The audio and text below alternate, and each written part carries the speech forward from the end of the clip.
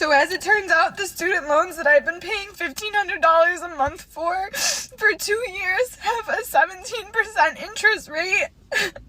So what I thought I've been paying off for all this time, I'm actually, I owe more than what I started off with. What the So, Jeff Bezos, this would be a really cool time to Venmo me, bro. I owe $90,000, and I didn't even spend that much on school. Any rich person, please tap in. Kourtney Kardashian, you probably have 8 houses. I'm never gonna be able to buy one because I went to college. I just signed up to be an egg donor. Guess what? Got approved. Who wants my kids? I can't afford them, so start a bidding war. Just take them. What do you want? My left arm too? What the am I supposed to do? That is a lot to unpack. I mean, first of all, it's a real scenario, so I want to make sure that people understand. I don't make light of that at all. People have gone into a lot of debt to go to college with the promise that things are going to be rosy afterwards. You know, we had a scenario probably for, I don't know, 20, 30 years that, hey, everybody needs to go to college. And the universities were behind a lot of this because they knew that it was money for them, right? And the government would loan you money. You could also get private student loans. And so they promote everybody go to college, which that's not always the case. And thank goodness there's been some change in that. In fact, in some of the work I'm doing with a couple of think tanks, really trying to promote trade schools and skills that people can learn and make very, very good living without having to go into debt to go to college. You know, when Lisa and I went to college, neither one of our parents had the money to send us to college. And Lisa had a small student loan.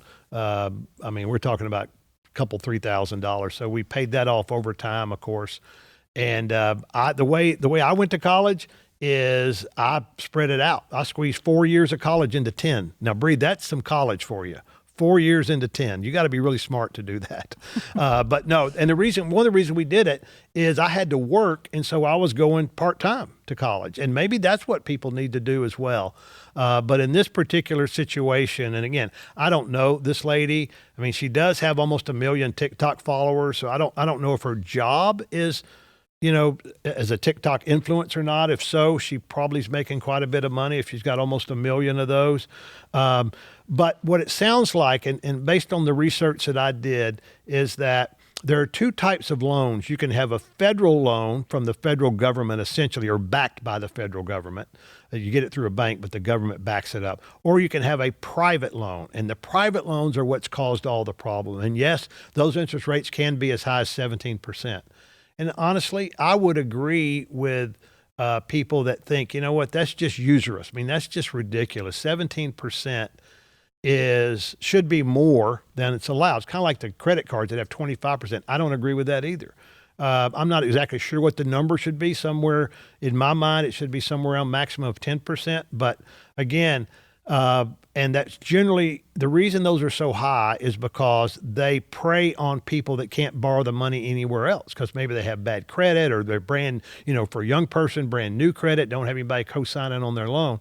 So that's a real issue. And as far as this particular scenario, if you're in that scenario, what I would do again is there are firms out there that can help you work a deal with these companies to, have a reduced payment to maybe lower the interest. And I would try to find one of those companies to do that. The other thing is there were some really big changes to the student loan program. I wrote them down in the big, beautiful bill we talked about last time.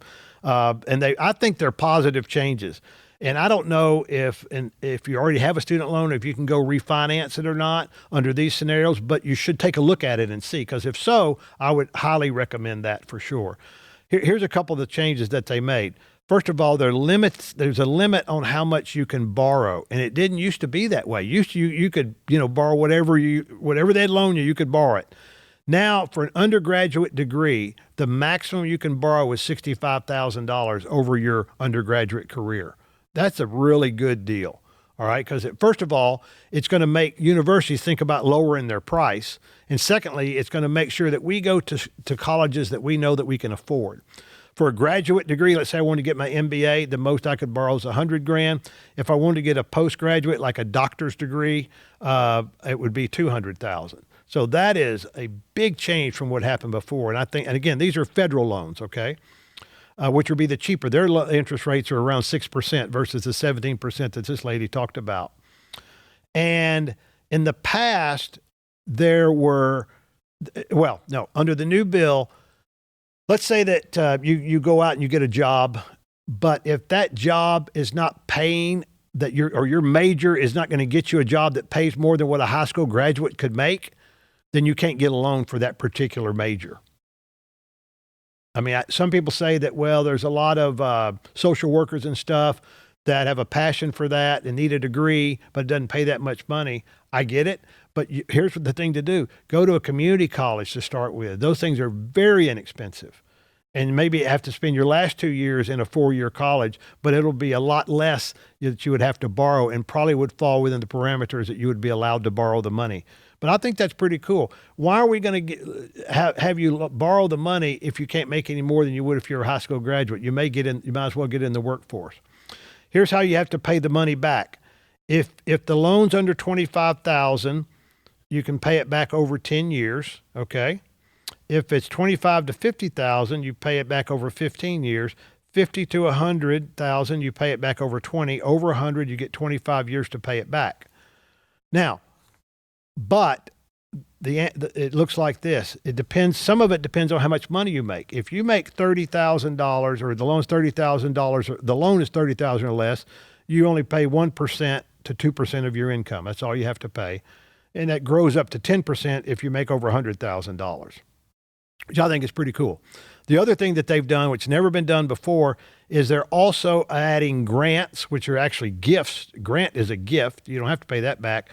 And loans to workforce training, meaning that if you wanted to go be a welder, or you wanted to go be a heating and air conditioning or a plumber or something like that, you can actually now get one of these government-backed loans or grants to be able to pay for the schooling to do that. And that's usually a 1-year type program.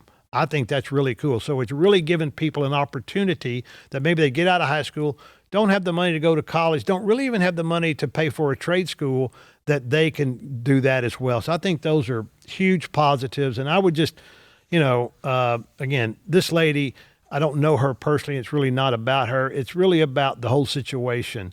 And I do believe that when we borrow money, we need to pay it back. There's no question about that. But there are different ways that you can go about maybe getting some relief to do that. And I would look into all of those that you possibly can.